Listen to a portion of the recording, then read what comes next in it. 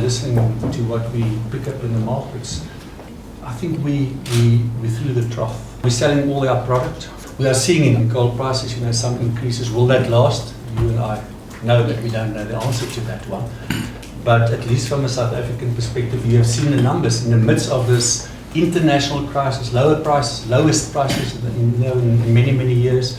We've increased our margin to 35%. The strategy of product diversification, product optimization, market diversification, market optimization is the new way of doing things within Exxaro.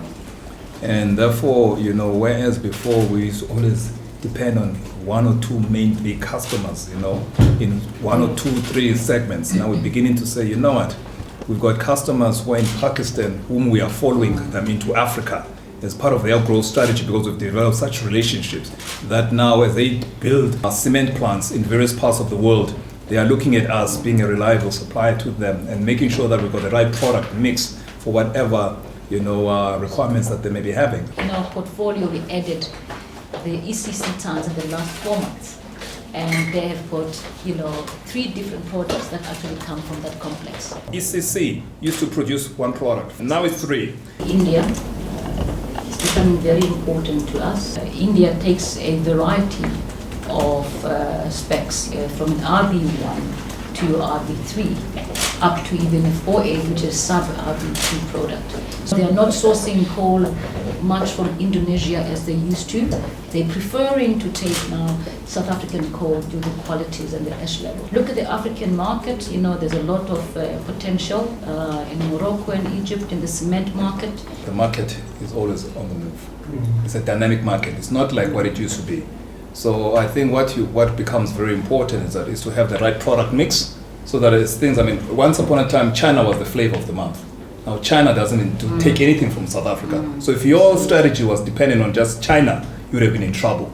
So what we've said to ourselves is that, okay, as a base, let's identify those customers who have got a good growth strategy in terms of their own markets, the market that they want to go to, and follow them.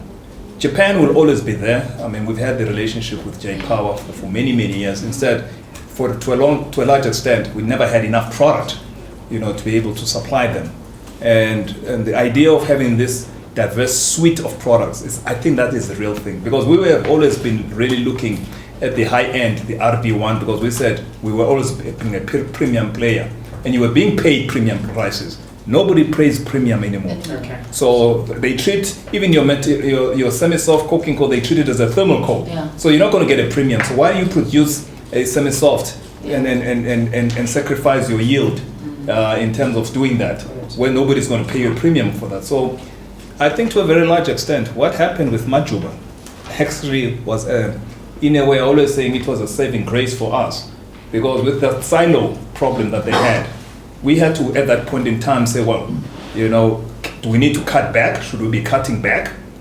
Now that market is temporarily being disrupted, and we used that opportunity to refine our product mix and also then start looking for new markets overseas.